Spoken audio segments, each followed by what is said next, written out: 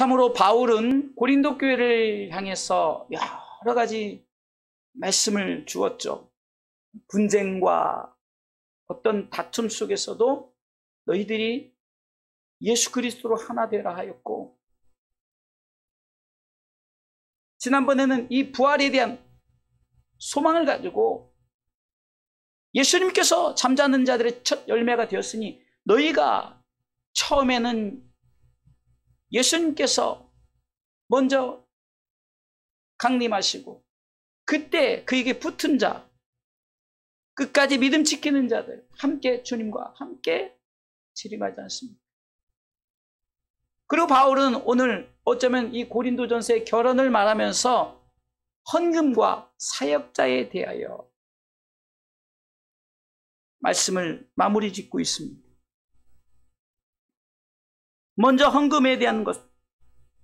바울은 고린도 교회 성도들에게 예루살렘 교회를 위한 헌금을 미리 준비할 것을 부탁합니다.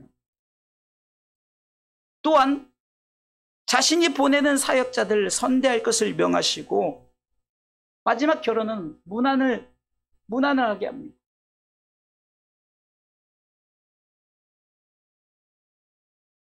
지금 바울은 예루살렘 교회를 향한 헌금을 얘기하고 있지만, 이 헌금은 바로 하나님께서 교회를 통해서 하나님의 복음의 일을 감당하게 하려고 하나님께서 이 헌금을 하게 하셨고, 헌금에는 감사헌금도 있고 성경헌금도 있고 또 각종 절기헌금도 있고 여러 가지 헌금이 있지만, 어느 면에서는 이 헌금은 하나님께서 우리에게 받은 은혜에 감사하는 자만이 드릴 수 있는 것이 헌금이라고 저는 생각합니다.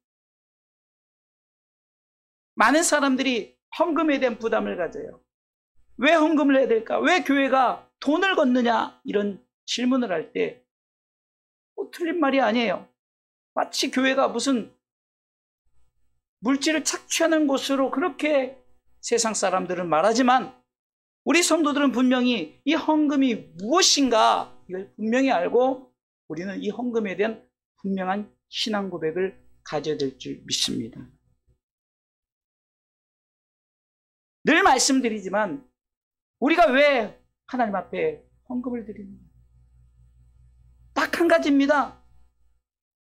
하나님께 받은 그 구원의 감사에서 내 중심이 하나님 향해 나올 때 빈손으로 오지 않고 하나님 앞에 나의 중심을 드리는 거예요. 그리고 11조라는 개념은 우리 가운데 신앙 고백 아닙니까? 저는요 11조를 드리는 분들 대단해요. 이거요 보통 믿음 아니면 드릴 수 없어요. 우리 아이들이 용돈을 받아서 드리는 11조나 큰 기업가가 뭐 100억을 벌어서 10억을 하는 11조나 하나님 보시기엔 11조는 11조일 뿐입니다. 그래서 바울은 오늘 이렇게 말합니다. 하나님 앞에 드릴 연보는 바로 교회를 위한 거다라고 말하죠. 예루살렘 교회를 위한 헌금을 미리 준비할 것을 부탁하는 거죠.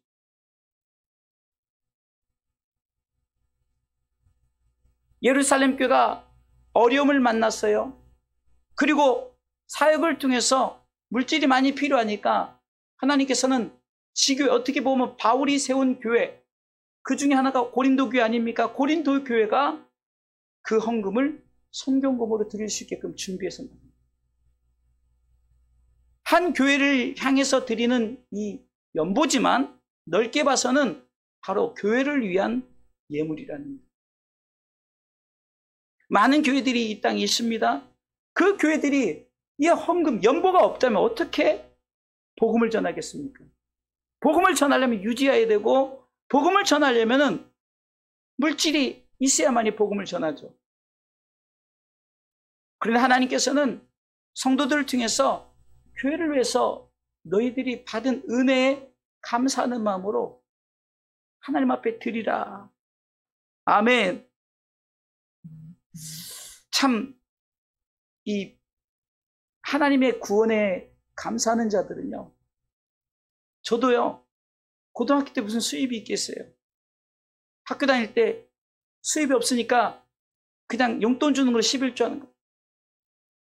그런데 직장 생활에서 첫 수입이 있으니까 그것을 드리는데요. 야, 정말로 정말이 하나도 안 아까운 거예요. 그러니까 내가 첫 예물을 하나님께 드릴 수 있다는, 물론 그 전에 받은 뭐 용돈이나 그것이 아니라 이제 내가 직장 생활하면서 그 하나님 앞에 첫 것을 드릴 수 있다는 그 기쁨이 왜 그렇겠어요? 돈이 왜 안 아깝겠습니까? 그런데 하나도 아깝다는 생각이 들지 않아요. 11조요. 제가 이제 장사를 하고 한참 그래도 조금 수입이 있을 때 11조 드리는 기쁨이 얼마나 좋은지, 수입이 많으면 많을수록 더 드릴 수 있다는 것이 얼마나 감사한지. 우리 수호 청년이 이제 그때 이제 한 20대 초나 고등학교 때 됐나, 그때 제가 그 교회 전도사로 사역하면서 같이 학생들과 이렇게 청년들과 어울리면서 참 아이들과 함께 기도원도 데리고 다니고 모든 경비를 제가 다 됐어요. 근데 하나도 안 아깝다는 생각이 들죠. 교회에서 수련을 간다? 제가 경비 다 되고, 하여튼 그 당시는 수입이 있으니까 그냥 그렇게 하는데 하나도 아깝죠. 이것이 왜 그렇겠냐고요? 따지면 아까운 거예요. 그런데 하나님 앞에, 사실 저도 결혼할 때 아무것도 없이 결혼했다가 하나님께서 또 그만큼 주신 것에 3년 만에 아파트도 주시고 사업장도 주시고 뭐 이런 것이 얼마나, 그리고 선교하는데도 마음껏 선교할 수 있게끔, 내가 직장 생활 안 하고 이렇게 사업을 하니까 선교도 많이 다니고, 하여튼 모든 것이 감사했어요. 하나도 아깝지 않았어요. 왜? 교회를 위한 하나님 앞에 나 자신의 어쩌면은 예물이기 때문입니다. 여러분들 가끔 믿지 않는 사람들이 이런 말입니다. 목사들이 그 성도들의 헌금을 착취한다, 이런 못된 표현을 하는데, 여러분들 우리 그리스도인들은 그거에 동의하지 않잖아요. 교회마다 재정이 있고 그 재정을 담당하는 부가 있죠. 재정부가 있잖아요. 우리 주사랑교회는 아직까지 그런 상황이 안 돼서 그렇지만, 어찌됐든 저도 우리 주사랑교회 그 정도 운영이 될 수 있으면 재정부 넘기고 그냥 소정의 사례비라도 받고 어떻게 그렇게 할. 그런데 그 모든 것이 만약에 드리는 자가 한 목사에게 드린다고 생각하면 그것은, 이건 이단 교주성이 괜히 그분들 때문에 목사들에게 있는 거예요. 중요한 것은 헌금은 따라서 하세요. 교회를 위한 것이다. 지금 예루살렘 교회를 향해서 연부하게끔 바울이 권면하고 있죠. 여러분들, 우리 청년 하나가 11조에 대한 개념을 확실히 세우더라고요. 그러니까 자기 자신은 11조를 그래서 한다. 왜요? 제사장들 그리고 교회가 복음을 위해서 할 수 있게끔 한다. 그런 개념을 세우니까 11조를 정확하게 정직하게 드립니다.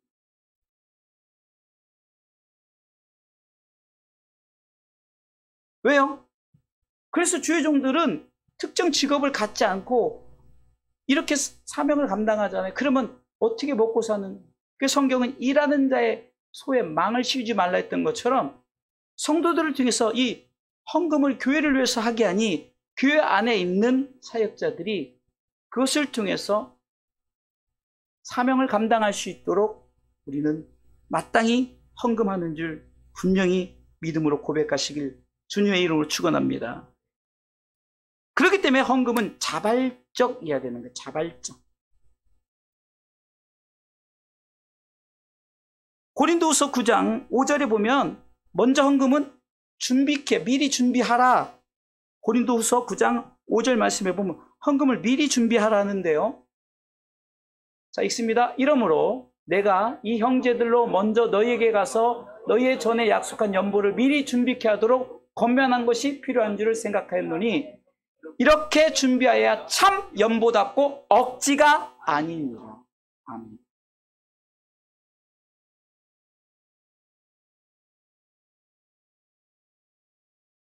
헌금에 대해서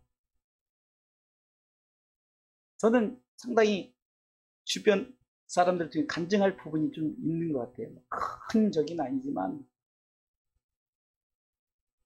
헌금에 대해서 이것이 그냥 자기 자랑거리로 낸다든가 하나님 앞에 감사하죠. 이만큼 주셨으니 정말 감사합니다. 아니 원래는 10을 줘야 되는데 하나님은 50을 줬다면 더 큰 감사가 있어야 되잖아요. 그런데 막 자랑거리가 되고 야 내가 이렇게 한다 저렇게 한다 이것이다. 하나님 앞에 연보는 결국은 연보답고 억지가 아니도록 우리가 하나님 앞에 헌금해야 되는 거예요. 참으로 우리 성도들은 그래도 감사하게 정말로 그런 힘들고 어려운 상황 속에서도 정확하게 11조와 감사 또 마중물 헌금 이런 예물을 드릴 때마다 저는요 정말로 우리 주사님교 성도들이 참으로 잘하는구나 잘하는구나. 정말로 교회가 그렇게 억지로 드리지 않고 자발적으로 하는 그 헌금 속에 하나님은 그 예물을 정결케 보는 줄 믿으시기 바랍니다. 정결한 예물입니다. 그런데 우리가 예물을 드림에 있어서 자꾸 내 자랑거리로 내가 이만큼 하네 내가 이렇게 해서 교회를 운영하네 여러분들 말이 됩니까? 저는요 자주 그런 말씀을 드리죠. 교회는 그런 분들로 해서 운영이 되어지는 것이 아니라 하나님 앞에 정결한 예물을 드린 자들을 통해서 하나님은 역사를 이루신 줄 믿으시기 바랍니다. 정말 우리 교회 여러분들 참으로 힘들고 어려워요. 그런데 그때마다 하나님 앞에 정결한 제물로 드려지는 제물들이 그때마다 주어지는 거예요. 그래서 교회가 지금까지 제가 목회를 15년째 지금 잘 감당하고 있습니다. 지금 많은 목사님들이요 정말 힘들고 어려우니까 직장 생활을 하고 더 나가서는 택배를 하고 더 나가서는 막 그 이중에 일하고 흔히 빠지는 게 뭔지 아십니까? 어제도 그 임원회를 참석하고 시찰을 참석하면서 목사님들이 흔히 빠진 게 뭐예요? 다단계. 네? 왜? 그거 이렇게 하면은 돈 될 것 같고 그렇게 정말 안타까운 일. 그리고 감사하게 저는 지금까지 15년째 하나님께서 다른 직장 생활 안 하고 그냥 사역만 열심히 하다 보니까 하나님께서 그래도 우리 주사랑교회 성도들의 정결한 재물을 통해서 교회가 운영되어지고 주의 종이 사역을 감당하게 한 것. 얼마나 감사한지. 근데 이 예물은 우리가 억지로 하는 것이 아니라 준비된 마음이 있어야 됩니다. 이 준비된 마음 속에서는 자랑거리 이런 것이 아니죠. 정말 내 속에 감사. 내가 이렇게 드릴 수 있다는 것. 내가 이렇게 헌신할 수 있다는 것.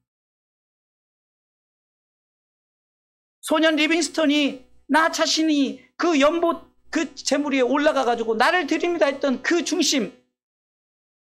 미리 준비한다는 그런 거예요. 나 자신이 앞날에 앞으로 되어질 나 자신을 드리는 거예요. 우리 이렇게 어린 아이들이 있지만 정말 그런 리빙스턴 그런 선교사님, 의사, 목사님으로서 더 존귀한 자들이 정결한 제물로 드려지는 그런 훈련이 되어서 그런 자들이 우리 아이들에게도 나올 줄 믿습니다. 나와야 되고요. 정말 하나님 내가 교회를 세우겠습니다. 내가 정말 교회를 통해서 이렇게 일하겠습니다. 이런 마음 주시면 요즘에 우리 사모님도 그렇고 우리 아들 요셉이도 그렇고 뭐 이렇게 지나오다 보면은 세상적으로 말도 안 되는 얘기를 자꾸 해서 야 하나님이 뜻이 되면 뭐 주겠다 이렇게 하면서 막 이게 농협짜리 뭐 이거 진짜 말도 안 되잖아요. 말도 안 되는 얘기를 오늘도 저거 우리 교회짜리 줬으면 좋겠다 하면서 뭐 그렇게 하는데 저는 뭐 그거에 대해서 뭐 부담을 갖거나 그렇게 하지 않는데 뭐 또 우리가 언제 줄지 뭐 당장 달라는 거 아니잖아요. 하나님 주시면 주시겠죠. 그런데 중요한 것은 정결한 재물이 돼요. 정결한 재물. 준비된 재물. 나 자신을 드리겠습니다. 나 자신을 헌신하겠습니다. 제가 지금 이 자리에 서 있는 것도 가만히 보니까 청년 때 그렇게 막 여의도 광장에 사는 집, 그 대형 집회 있잖아요. 그 쫓아다니면서 지금도 기억하는 게, 내가 원하는 한 가지, 주님의 기쁨이 되는 것. 그거를 그 스테반 목사님이 그 예배팀과 그 여의도 광장에서 계속 후렴만 막 한 30분 이상을 후렴만 부르는데, 제가 그때 켤 때, 하나님 나 자신 드리길 원합니다. 나 자신도 헌신하기를 원합니다. 청결한 제물로 나가기를 원합니다. 그랬더니 어느새 내가 이렇게 주의를 가고 있더라고요. 찬양 사역자로 사역도 감당하고, 이번에도 남원 사역 갔다 왔지만 정말 그 뜻있게 중국 사역도 뜻있게, 이게 바로 정결한 제물로 드려질 때, 여러분들이 드린 정결한 제물, 준비된 예물 억지로 드리지 않고 감사하는 마음으로 드리는 그 예물을 통해서 하나님의 역사는 이루어지는 줄 믿으시기 바랍니다. 또한 9장 7절 말씀에 즐겨내라고 말해요. 인색하지 말고 즐겨내라. 이 부분을 또 오해를 하시는 분들이 있어요. 저희 청년 때는 참 담임 목사님이 특별해가지고요, 진짜 헌금 봉투를 이렇게 막 들고서 생일날 뭐 얼마면 이렇게 하면서, 야, 니네들이, 응?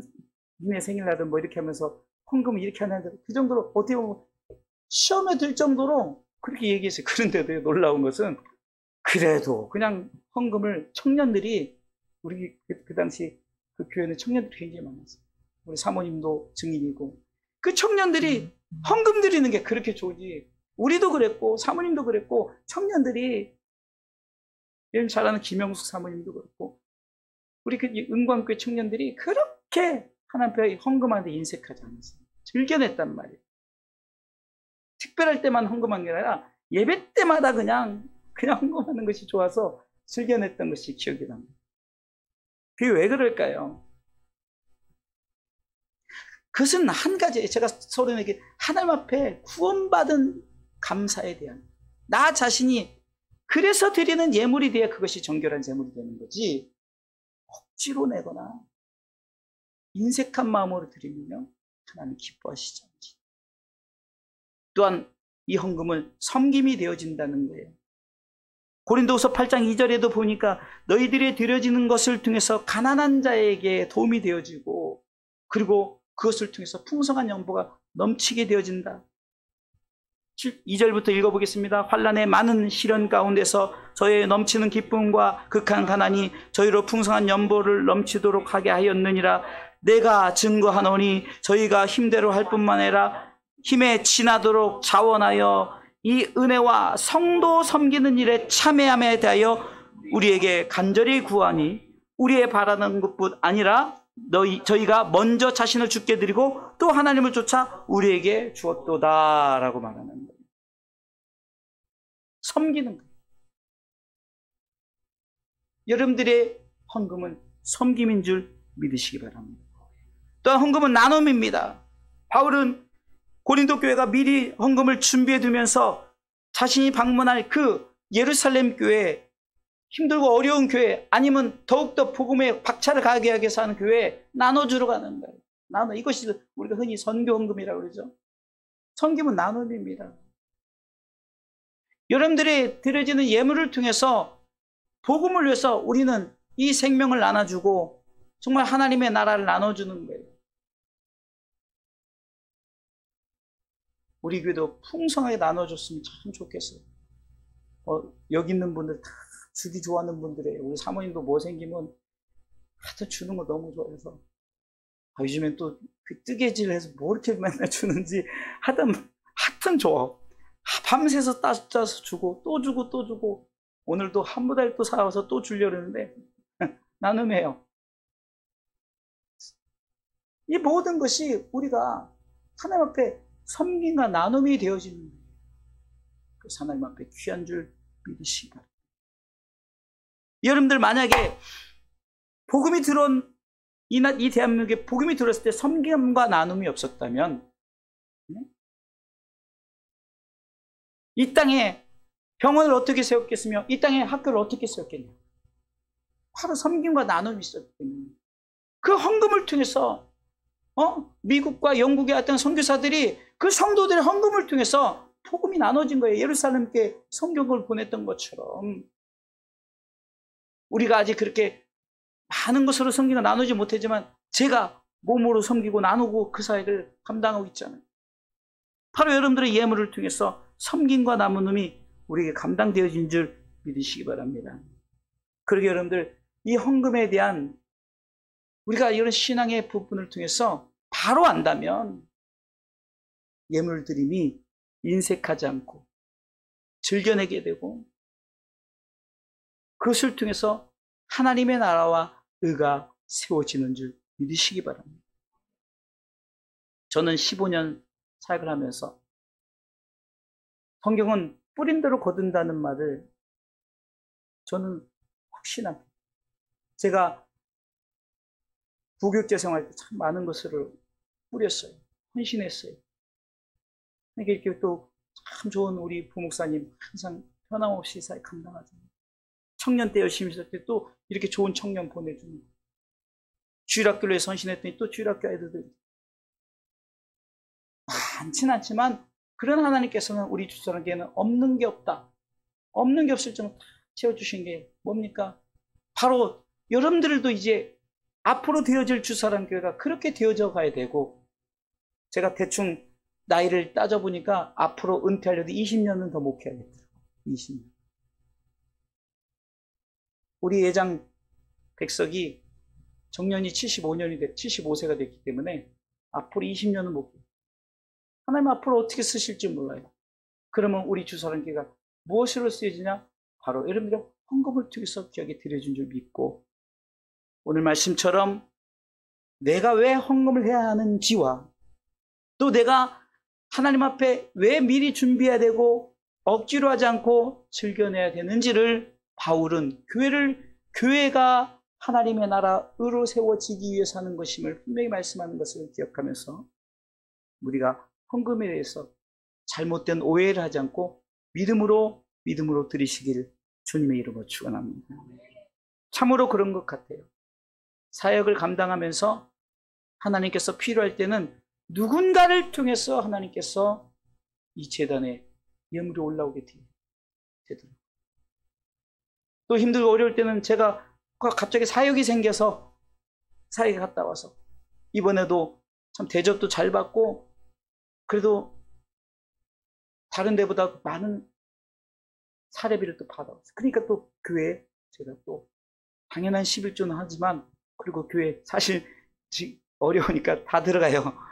교회로 다 들어가지만, 그런 상황 속에서 얼마나 감사해요. 하나님께서 생각지도 않았어요. 원래 무사례로 가서 하기로 했었어요.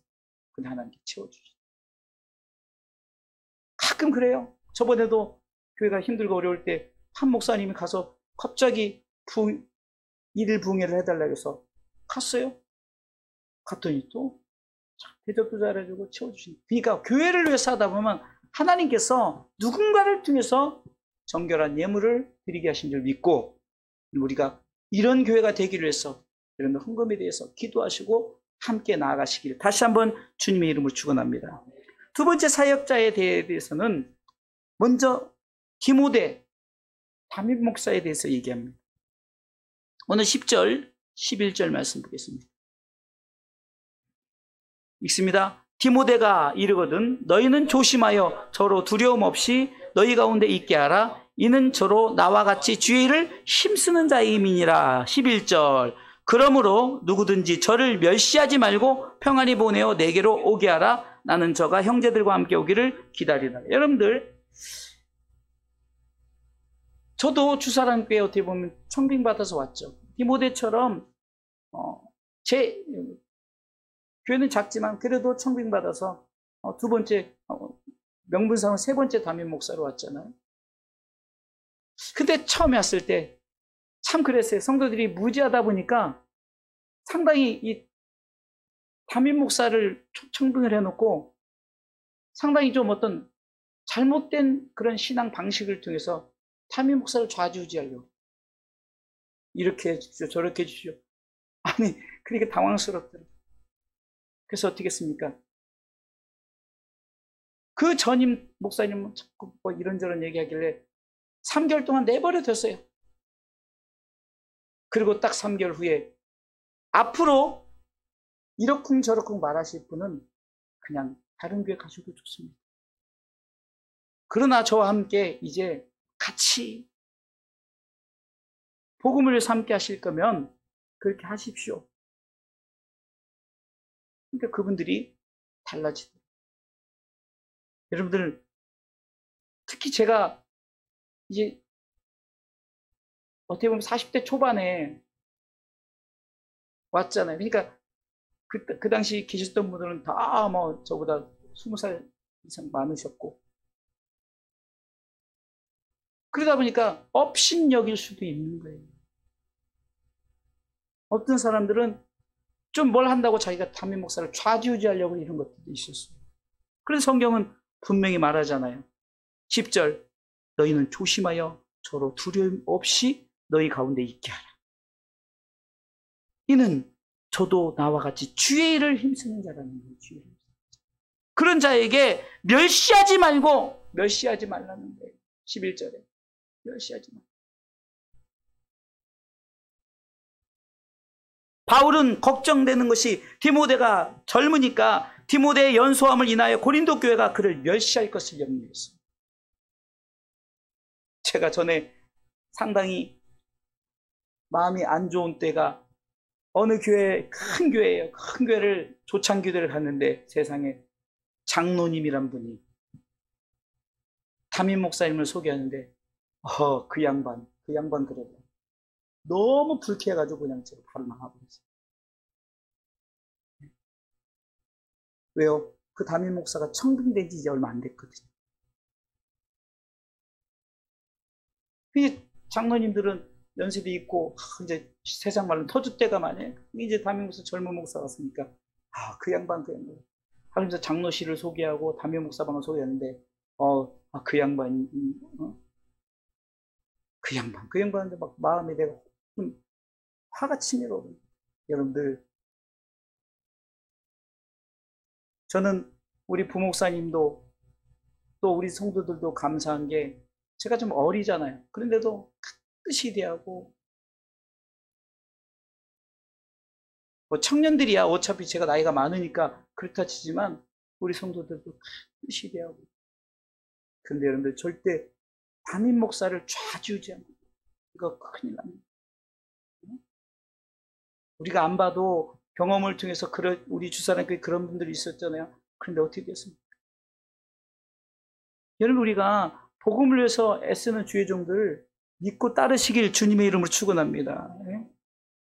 연약함, 부족함, 물질도 부족해요. 여러 가지 환경도 부족해요. 그러나 하나님의 종으로 세웠다면 멸시하지 말고 함께 같이 하나님의 나라와 의를 위해서 함께 나가시기를 주님의 이름으로 축원합니다. 하나님의 나라는 고린도전서 4장 20절에 하나님의 나라는 우리가 사람의 힘으로 하는 게 아니에요. 하나님의 나라는 하나님의 능력으로 주어지죠. 주의 종도 마찬가지예요. 하나님이 세우시면 하나님의 능력 가운데 하나님께서 쓰신 줄 믿으시기 바랍니다. 모세 부족했죠? 하나님 쓰시죠. 미리암이 비방했다가 어떻게 됐습니까? 여러분들, 하나님의 종에 대해서 손가락질했다가 한 왕은 이 손이 그대로 굳어버렸어요. 그렇게 되어지는 것을 말하는 것이 아니라 하나님의 종에 대해서 확실한 동역 개념으로 함께, 그리고 우리 목사님 하면서 그렇게 높여주라는 것이 아니라 늘 그러잖아요. 존경. 어쩌면은 하나님을 경외하는 자는 주의 종도 경외를 할 줄 알아요. 그러면 주의 종도 성도들을 경외할 줄 알아요. 서로 간에. 그래서 주의 종들 디모데를 통해서 업신여기지 말라. 여러분, 때로는요, 참 이 주의 종들이 어떤 외형적인 모습으로 업신여김을 당할 수도 있어요. 또 주의 종들이 좀 여러 가지 좀 상황이 힘들고 어려운 것 때문에 업신여김을 당할 수 있어요. 어떤 모습이든 간에 주의 종은 하나님이 세운 종이기 때문에 우리가 이 주의 종과 한마음 한뜻으로 함께 복음을 위해서 살아가시기를. 그래서 말에 있는 것이 아니라 하나님의 나라는 오직 능력에 있는 것이기 때문에 전에도 이런 말씀을 드렸어요. 제가 성가대 지휘를 좀 많은 성가대 대원들이 성가대 지휘를 했어요. 성가대 지휘자의 능력은 누구에게 있는지 아십니까? 성가대원들에게 있는 거예요. 성가대 지휘자가 아무리 지휘를 잘해도 성가대원들이 그냥 엉망으로 찬양하고 또 따르지도 않으면요, 그 지휘자 되게 지휘 못한다 그러는데, 뭐 지휘 틀리더라도 성가대원들이 잘하면 성가대 지휘자가 야 대단하다, 성가대 지휘 너무 잘한다, 이렇게 나오는 거예요. 마찬가지입니다. 주사랑교회도 여러분들이 믿고 따르고 함께 한다면 바로 하나님의 나라는 말로 하는 것이 아니라 능력이 있음을 우리가 분명히 말씀을 확실하게 증명하는 그런 서로 합력하고 동역하는 이 일에 주의 종과 함께 하시기를, 멸시하지 말고 믿음으로 함께 하시기를 주님의 이름으로 축원합니다. 그러기에 디모데전서 5장 17절에는 잘 다스리는 장로들을 배나 존경할 자로 알되, 여기에서 말하는 장로들은 목회자들 존경하라는 거죠. 떠받치라는 것이 아니에요. 주의 종이기 때문에 함께할 믿음의 독자로 확신을 갖고 믿음을 갖고 함께 하라는 거죠. 두 번째는 부교육자를 향해 대해서, 부교육자에 대해서 대표적으로 아볼로에 대한 사람을, 아볼로는 동역자 있잖아요. 바울의 동역자였어요. 어떻게 보면은 부교육자라고 볼 수가 있죠. 12절 보겠습니다. 같이 읽습니다. 형제 아볼로에 대하여는 저더러 형제들과 함께 너에게 가라고 내가 많이 권하되 지금은 갈 뜻이 일절없으나 기회가 있으면 가리라. 자, 교회의 한 일꾼을 소개하는데 누구냐? 바로 아볼로. 또한 아볼로뿐만 아니라 믿음의 동역자들이 많아요. 그 믿음의 동역자들, 부교육자들을 말하는 거죠. 우리 사모님도 부교육자가 될 수 있어요. 이게 부교육자들 향해서도 우리가 어떻게 합니까? 같은 섬김으로 같이 나가요. 제가 교회를 빌 때 제가 우리 성도들에게 늘 부탁하는 것이 뭡니까? 담임 목사님하고 똑같이 생각해요. 아니, 비지 않더라도 항상. 그래서 단에서는 축도 고난도 드리고 모든 고난을 다 드립니다. 왜요? 하나님이 세운 돕는 믿음의 동역자로 세워졌다는 거예요. 그런데 마찬가지야. 이 믿음의 동역자들을 업신여겨도 안 돼요. 같은 마음으로 함께 나가야 돼요. 교회는 서열이 아닙니다. 함께 하는 거예요. 함께 하는 거예요. 교회 일은 어느 한 사람의 독단적인 지도가 아닙니다. 서로 연결하는 섬김으로 이루어집니다. 참 지난주에 오미크론 때문에 목사님 안 나오시니까 여러모로 불편해요. 여러모로 하전 참 힘들게 어렵더라. 그만큼 부교육자도 똑같이 복음을 해서 제가 늘 말씀드려요. 강단에서 복음을 전하나 뒤에서 피드백을 해주나 다 복음을 위해서 함께하는 믿음의 동역자들이라는 거예요. 그런데 무시합니까? 바울은 아볼로에게 권면, 아볼로란 사람들에게 우리가 어떻게 보면은 아볼로든 뭐 디모데든 이제 같이 하는 자들이 있잖아요. 그런 자들에게 우리는 어떻습니까? 동일한 마음으로 함께 죄를 감당해 부족함이 없도록.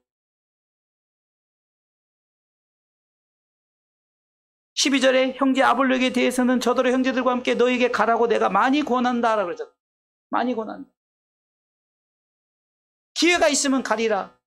여러분들 복음을 전함에 있어서 주의를 하고 싶은데 자꾸 저 사람은 안 돼. 저 사람은 우리한테 안 맞아. 이런 게 아니에요. 하나님 뜻이 있으면 그 뜻 가운데 하나님이 세우신 줄 믿으시기 바랍니다. 여러분들 지금 이 자리에 지금 다 어떻게 보면 중직들만 있잖아요. 우리 요즘에 우리 상훈이가 좀 사명을 잘 감당 안 하는데 사찰 집사님으로서 감당을 좀 잘 해야 되는데 요즘에 그냥 몸이 안 좋은지 그냥 오면 졸리고 막 이러는데 각자의 사명 감당해. 방송실로서 또 뭐로서 음향으로서 막 이렇게 다 각자 우리 사모님 뒤에서 피드백 해주고 아이들 돌보고 다 각자 역할을 감당하니까 다 우리가 어떻게 보면 부사역자들이란 말이에요. 그럼 부라는 것은 왜 붙였냐? 동일한데 구분을 하기 위해서 부목사 이렇게 붙인 거죠. 가끔 저희 노예에 유일하게 황 목사님들이 많아요. 황 목사님. 황 목사님인데 같이 황 목사님 그러면 다 쳐다봐요. 왜? 그러니까 구분이 되어지면 주사랑교회 형 목사님 뭐 이렇게 하잖아요. 그러니까 불안 게 그거예요. 그러니까 목사님 그러면 우리 동시에 쳐다보니까 부목사님 이렇게 부르는 거지, 뭐 부목사는 한 단계 좀 낮고 뭐 담임 목사 높고 그런 개념은 아니라고 봅니다. 저는. 자, 그렇기 때문에 우리가 부목사에 대한 이런 것도 우리가 바른 태도를 가지고 우리가 돼야 돼. 동일하게 존경해야 되고 똑같아요. 세 번째는 이제 하나님과 교회를 섬기는 사람들에 대해서 15절로 18절에 얘기하고 있어요. 같이 읽어보겠습니다. 15절. 형제들아, 스데바나의 집은 곧 아가의 첫 열매요 또 성도 섬기로 작정한 줄을 너희가 아는지라. 내가 너희를 권하노니 이 같은 자들과 또 함께 일하며 수고하는 모든 자에게 복종하라. 내가 스데바나와 부드다도와 보이지도 않네. 너희의 부족한 것을 보충하였습니다. 저희가 나와 너희 마음을 시원케 했으니 그러므로 너희는 이런 자들을 알아주더라. 알아줘야 되는 거예요. 지금 말하는 것은 형제들아, 스데바나, 이래서 황소 집사님, 이래서 또 뭐 이름도 어렵네. 부드나도 뭐 조선아 집사님, 또 여기 아가이고 우리 양상욱 우리 어린이, 지금 다 그런 거예요. 각자 한 사람 한 사람마다 복음을 위하여 나의 부족한 것을 채워주는 자들이에요. 아멘. 만약에 여러분이 없다면 방송은 누가 하고, 누가 이거 고장나면 누가 고치고, 또 이렇게 사모님 뒤에서 피드백 안 해주면 또 내가 일일이 다 피드백 해야 되는데. 그래서 자기에게 맡겨서 감당하는 자들, 그 섬기는 사람들도 무시하지 말라는 거예요. 복음을 해서 이 주의 종의 마음을 시원케 했다는 것은 함께 가는 자들이기 때문에 우리가 서로 합력하여 선을 이루어 나가시길 주님의 이름으로 축원합니다. 그래서 바울은 하나님의 교회를 해서 섬기는 자들에 대해서 굉장히 자기 모든, 그래서 로마서에도 보면 지난번에 로마서 강의할 때 했어요. 마지막 16장에는 우리가 알지도 못하는 이름들을 대하면서 문안하라. 저도 어디 가면은 우리 성도들 다 자랑하는데 누구는 이렇게 해서, 누구는 이렇게 해서, 누구는 이렇게 해서 막 이렇게 얘기해요. 이게 바로 그 사역자들이 복음을 함께하는 자, 이 동역자로서 함께 가는 거예요. 그래서 담임 목사나 부목사나 함께 일하는 사역자, 한마디로 성경은 뭐라고 말하는 줄 아십니까? 고린도전 3장에는 다 동역자라는 거예요. 그래서 저는 동역이란 말이 참 좋습니다. 일을 해서 구분만 해놓은 거지 동역 개념인 거예요. 동역. 이번에도 남원에 갔더니 그 담임 목사님이 참 그래도 교회도 좀 단독 건물이고 음향도 얼마나 잘하는지 하여튼 건반도 막 상상도 못하는 건반 하나는 너무 좋길래 물어봤어요. 얼마나 하는가. 3년 전에 450 주고 샀대. 450. 음향도 몇백. 하여튼 어찌됐든 간에, 그런데도 우리 집회를 하는데 뒤에서 이걸로, 이 태블릿으로, 지금 저희 교회도 지금 여기 뒤에서 이거 하잖아요. 뒤에서 다 조정해주고, 다 조정해주고, 음향 다 봐주는데 얼마나 헌신하는지 담임 목사님이, 그 담임 목사님 그러더라고요. 저를 보는 것 같아요. 저도 그렇게 하잖아요. 여러분들, 그분이 그렇게 하지 않는다면은 그 예배에 음향이 엉망이 될 거 아니에요. 방송실에서 자막을 쏴준 사람이 자막을 제대로 안 쏴주면은 엉망이 될 거 아니에요. 각자 역할 속에서, 그래서 늘 말씀드리잖아요. 야, 오른발 야 최고야, 둘째 최고야, 셋째 최고, 넷째 최고. 내 새끼손가락을 뭐라 했다고요? 야, 저희는 그냥 병신이라는 소리 들어, 병신이라는 소리. 전 그 비유가 너무 맞는 것 같아요. 내가 최고다가 아니에요. 한 사람이라도 나고자가 있고 한 사람이 그러면 우리는 병신이에요, 병신. 그래서 우리는 온전한 지체를 가지려면 우리가 합력하여 선을 이루어 나가시길 주님의 이름으로 축원합니다. 그러면서 모든 자들에게, 이제는 사역자든 뭐든 우리가 어떻게 하느냐, 우리가 주를 사랑하기 때문에 우리는 절대 심판받지 않는다는 겁니다. 반대로 이 말은 뭡니까? 이렇게 복음을 해서 헌신하지 않으면, 또 예수 그리스도에 대해서 사랑하지 않는다면, 삼위일체 하나님이 사랑하지 않는다면 저주를 받는다고 이렇게 결론을 내버리네요. 22절 보겠습니다. 만일 누구든지, 시작, 만일 누구든지 주를 사랑하지 아니하거든 저주를 받을지라 주께서 임하시는. 마지막 때에 우리가 여러분 끝까지 하나님 사랑합니다, 하나님 사랑, 이 고백이 얼마나 중요한지 아십니까? 그러니까 우리가 서로 그 일에 하나가 되는 거야. 그 일에 하나가 돼야지. 우리가 뭐 교회 뭐 부흥시켜서 뭐 하게요? 그냥 우리 황수 집사님 차 한 대 사주고 이거 하려고 하는 거 아니잖아요. 우리는 다 하나님을 사랑하는 일에 로마서 8장 28절 말씀처럼 그 뜻대로 부르심을 입은 자들에게는 합력하여 하나님의 선을 이루는 것이 하나님을 사랑하기 때문에. 자, 보세요. 우리가 알거니와 하나님을 사랑하는 자잖아요. 하나님을 사랑하는 자. 읽어보겠습니다. 우리가 알거니와 하나님을 사랑하는 자, 곧 그 뜻대로 부르심을 입은 자들에게 모든 것이 뭐예요? 합력하여 선을 이루신. 아멘. 하나님을 사랑하지 않는 자는 오늘 성경은 뭐라고 결론합니까? 저주받는데요. 저주받는. 우리는 사랑하기 때문에 예물도, 사랑하기 때문에 각자의 역할 속에서 헌신도 하는 줄 믿으시기 바랍니다. 그래서 예수님께서는 신명기 6장 4절에 나왔던 말씀을 응용하면서 마태복음 22장 37절에 너 마음을 다하고 목숨을 다하고 뜻을 다하여 주 너의 하나님을 사랑하라, 이것이 크고 첫째 계명이다라고 말씀하세요. 하나님 사랑하는 게 뭐예요? 복음을 위해서 함께하는 거예요.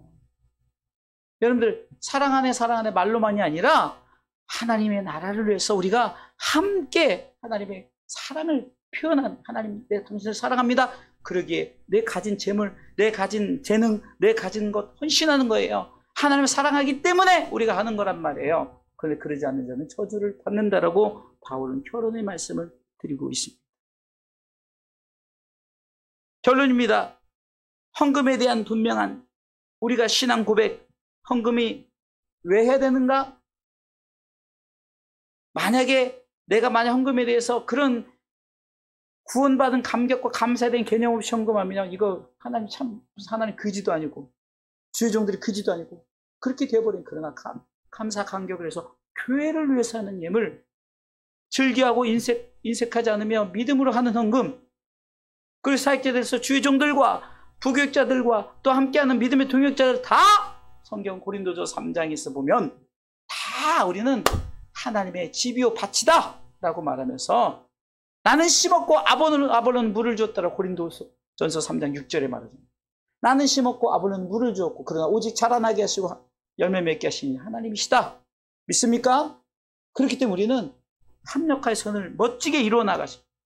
그래서 우리가 하나님을 사랑한다는 이 사랑의 고백이 하나님 앞에 온전히 드려져서 저주받지 않고 하나님 앞에 축복받는 삶을, 그래서 God bless you, 우리는 이미 축복을 받은 사람으로서 함께 믿음으로 동역하며 나가시기를 주님의 이름으로 축원합니다.